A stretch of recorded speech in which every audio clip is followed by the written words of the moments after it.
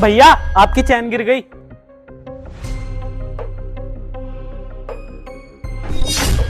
तू यहाँ क्या कर रहा है? निकल ना से। भैया मुझे भूख लगी है, कुछ खाने को दे दो ना। मेरे पास कुछ नहीं है खाने वाने को, चल निकल ना से।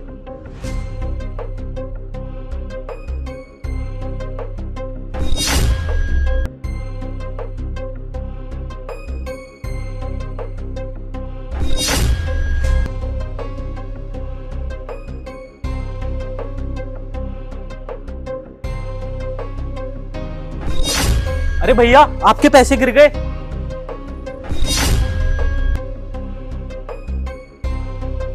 पैसे? हाँ मेरे पैसे तो हैं, थैंक यू। भैया मैंने आपकी मदद करी, कुछ खाने को तो दे दो। सॉरी पैसे नहीं है। क्या भैया इतने सारे पैसे तो हैं। तो पैसे हैं तो भिखारियों के हवाले कर दूं?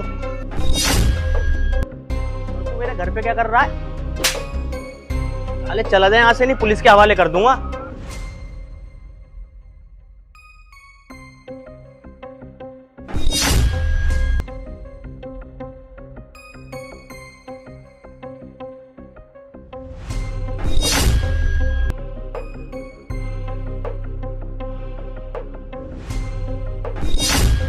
भैया आपकी घड़ी गिर गई।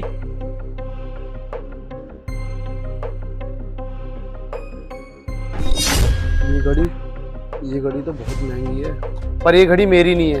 पर ये आपकी घड़ी है भैया, अभी अभी गिरी है, मैंने देखा है। अरे नहीं भाई, ये घड़ी मेरी नहीं है, मैं तो घड़ी पहनता ही नहीं। जिसकी घड़ी है वो तुम्हारे पास ढूंढता हुआ आ जाएगा।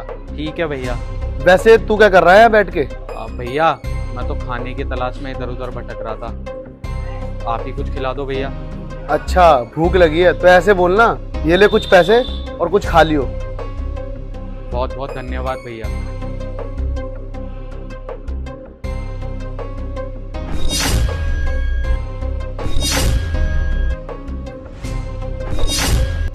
जी सर बताइए। आपके पापा ने हमारे बैंक से 5 करोड़ रुपए का लोन लिया था, जो कि वो बिना चुकाए ही इस दुनिया से जा चुके हैं। हमने आपका घर और सारी गाड़ियां जब्त कर ली हैं और अभी भी 1 करोड़ रुपए रह गए हैं, और वो 1 करोड़ रुपए आप तीनों भाइयों को चुकाने हैं। जी सर कोई दिक्कत नहीं है, 50 लाख रुपए मेरे अकाउंट में पड़े हैं, बाकी 25-25 ये दोनों दे देंगे और आपके पैसे पूरे हो जाएंगे। 25-25 लाख रुपए? हम नहीं देंगे 25-25 लाख रुपए, हमारी जिंदगी भर की सेविंग्स है वो। और वैसे भी पापा ने हमारे लिए करा क्या है, क्या छोड़ के गए हमारे लिए। और भैया मुझे शादी भी करनी है, अपनी लाइफ भी देखनी, करियर भी बनाना है मेरे को, मैं नहीं देने वाले 1 रुपया भी। और मैं भी दूँ 25 लाख रुपए, मेरी भी जिंदगी भर की सेविंग है वो। देखो ये हमारे पापा की इज्जत का सवाल है और हमारा फर्ज बनता है कि हम इस लोन को चुकाएं। अरे बस बस भैया, ये इज्जत का ज्ञान हमें मत दो, और इतनी इज्जत है ना, सारे पैसे खुद चुका दो तुम। हाँ बिल्कुल सही कह रहे हैं भैया, मैं भी दूँ 1 रुपया भी। हाँ तो ठीक है, मैं ही चुकाऊंगा। ठीक है सर, मैं चुकाऊंगा पूरा लोन, मैं जिम्मेदारी लेता हूँ। ठीक है, आप यहाँ पे साइन कर दीजिए।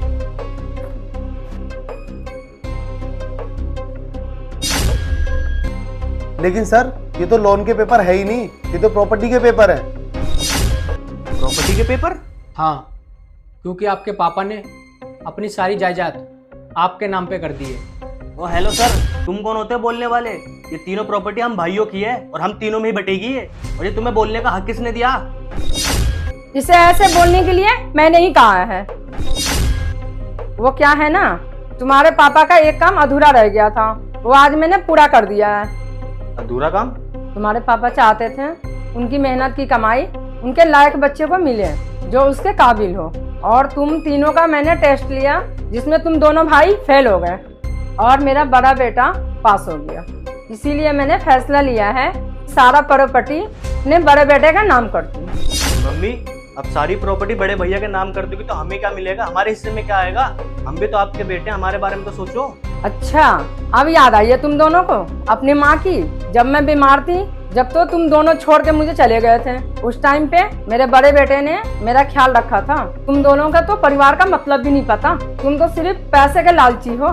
तुम जैसा लालची तो मैंने आज तक कभी पहले नहीं देखा। अब मुझे तुम जैसे बच्चों की कोई जरूरत नहीं है, तुम दोनों निकल जाओ मेरे घर से। रुको, और माँ मुझे ये प्रॉपर्टी नहीं चाहिए।